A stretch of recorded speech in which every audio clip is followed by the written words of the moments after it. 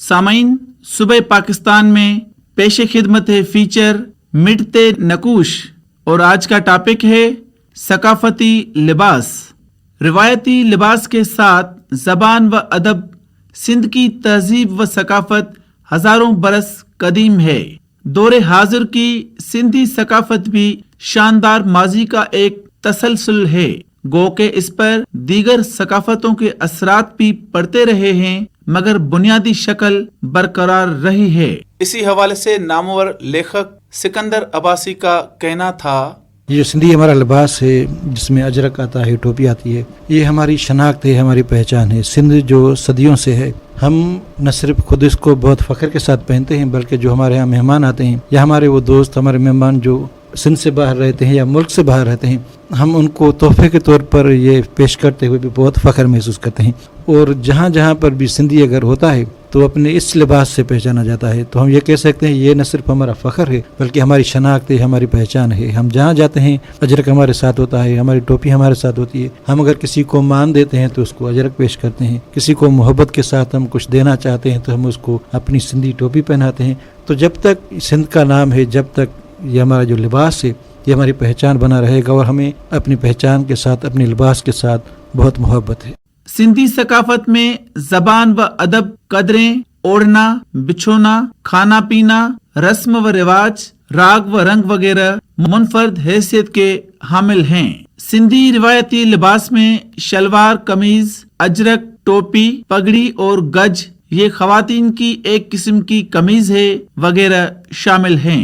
मर्दाना शलवार कमीज और जनाना शलवार कमीज न सिर्फ एक दूसरे से मुख्तलिफ हैं बल्कि पूरे पाकिस्तान के लोगों में यकसा हैं। सकाफती लिबास के हवाले से प्रोफेसर रिजवान गुल ने कहा, लिबास का आगाज हमारी हिफाजत और करम रखने की बुनियादी ज़रूरत पूरी करने के लिए हुआ, लेकिन वक्त के साथ साथ ये ख्वाहिश की चीज़ और बरतरी की अलामत बनता गया।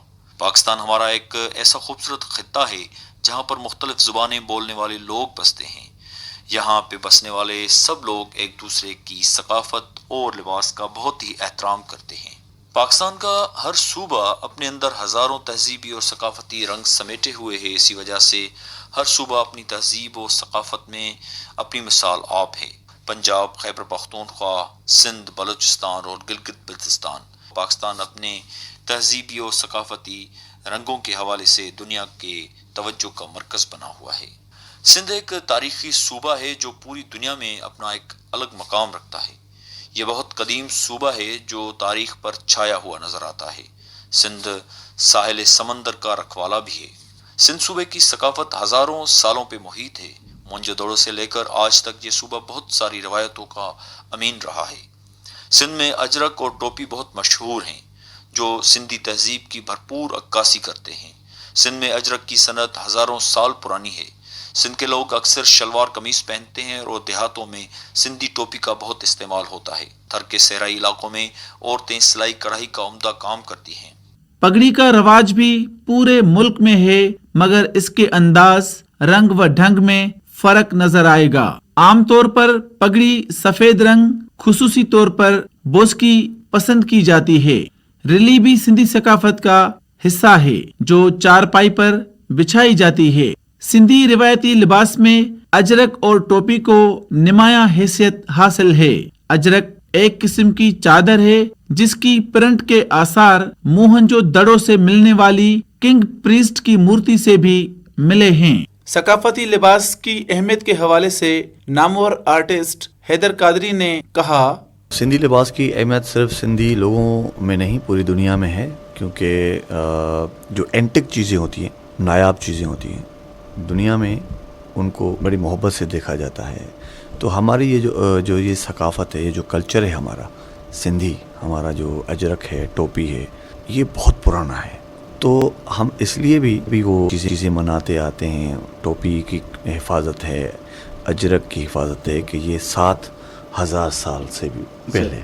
तो इसलिए पूरी दुनिया में इस चीज़ की कि ये हमारी आइडेंटिफिकेशन है, ये पहचान है।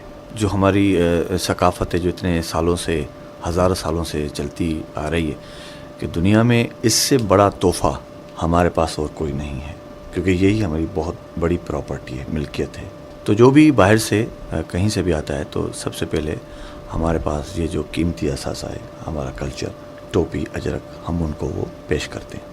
روایتی لباس کے ساتھ مورتی ایک چادر پہنی ہوئی ہے جو اجرک کے ساتھ مماثلت رکھتی ہے۔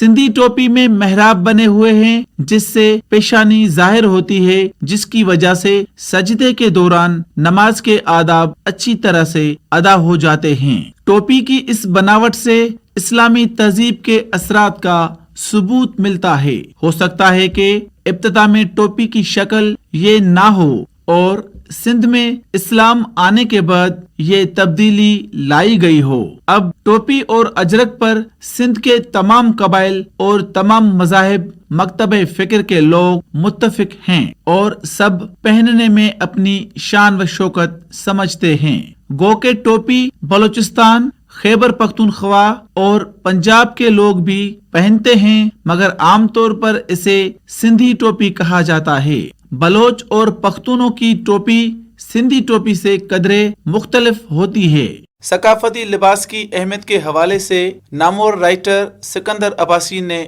کہا، اس کے ساتھ ساتھ اجرک اور ٹوپی کے ساتھ ساتھ ہمارا لباس ہوتا ہے شلوار قمیص، سفید شلوار قمیص جو ہم پہنتے ہیں، اس کے ساتھ ایک ہم اس کو سندھی میں بولتے ہیں پٹکا، جو اکثر بوسکی کلر کا ہوتا ہے۔ ہمارے خاص طور پر جو بڑے جو ہوتے ہیں، جو بزرگ ہوتے ہیں، وہ اس کو پہنتے ہیں اور ہمارے لیے ایک بہت ہی عزت کا مقام ہوتا ہے، جس کے سر پر پگڑی ہوتی ہے۔ تو ہم اپنے اس ٹریڈیشنل لباس سے، شلوار قمیص سے، اجرک سے، یا جو ہماری ٹوپی ہے، اس سے اتنی ہی محبت کرتے ہیں جتنی ہم اپنی سرزمین سے کرتے ہیں۔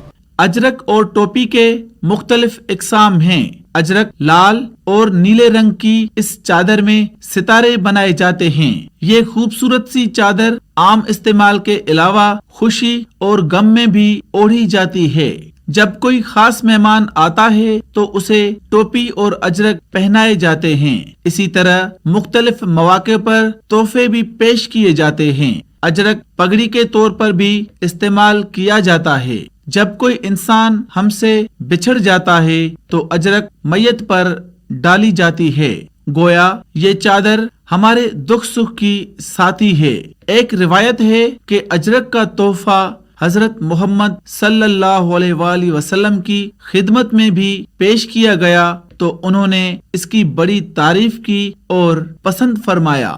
اجرک سازی بہت ہی مشکل کام ہے۔ روایتی اجرک بنانا ایک بڑا ہنر ہے۔ یہ مخصوص خاندانوں کا پیشہ ہے۔ اس کے لیے یہ لوگ عام طور پر کوئی مشین استعمال نہیں کرتے، لہذا وقت زیادہ لگتا ہے اور پیسہ بھی زیادہ خرچ ہوتا ہے، جس کے نتیجے میں عام چادر سے یہ قدر مہنگی ملتی ہے۔ لیکن اس کے باوجود سندھ میں سب سے زیادہ یہی چادر اوڑھی جاتی ہے۔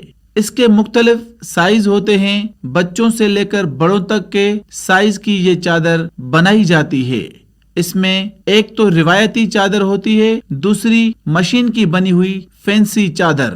روایتی چادر کو بڑی قدر کی نگاہ سے دیکھا جاتا ہے اور اس کے تقدس کا خاص خیال رکھا جاتا ہے۔ کوئی بھی مرد اس کی دھوتی نہیں بناتا اور اسی طرح کوئی بھی خاتون اس کی شلوار نہیں بناتی۔ ثقافتی لباس کے حوالے سے پروفیسر رضوان گل کا کہنا تھا، سندھ سمندری، صحرائی اور دریائی علاقوں پر مشتمل ہے، اسی وجہ سے سندھ کے مختلف علاقوں میں بھی الگ الگ ثقافتی رنگ موجود ہیں۔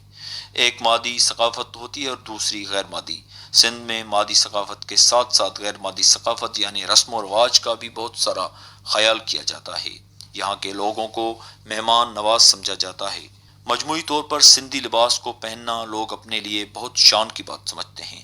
یہی وجہ ہے کہ دنیا کے کئی علاقوں میں رہنے والے لوگ سندھی لباس کو پہننے میں فخر محسوس کرتے ہیں۔ یہاں کے لوگ اپنی ثقافت کو زندہ رکھنے کے لیے اپنی جان کا نذرانہ دینے میں دیر نہیں کرتے۔ عام طور پر خواتین اجرک کو چادر اور کرتے یعنی شرٹ، جبکہ مرد پگڑی باندھنے کے علاوہ کندھے پر بھی رکھتے ہیں۔ اب تو جدید دور میں ٹائی، واسکوٹ اور کوٹ بھی اجرک کے پرنٹ کے بنتے ہیں۔ روایتی اجرک سازی چونکہ ایک موروثی پیشہ ہے، اس لیے زوال کا شکار ہے۔ یہ خاندان اپنی پیشہ ورانہ صلاحیتیں اپنی اولاد کے علاوہ کسی اور کو منتقل نہیں کرتے اور روایتی طریقہ مشکل اور مہنگا ہونے کی وجہ سے زوال کا شکار ہے۔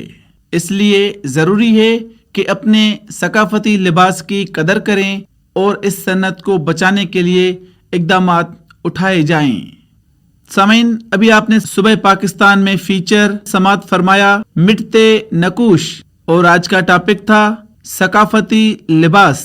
یہ تحریر تھی پروفیسر مقصود احمد ابڑو کی، جبکہ راوی اور پروڈیوسر تھے مشتاق حسین تنیو، اور یہ پیشکش تھی ریڈیو پاکستان لاڑکانہ کی۔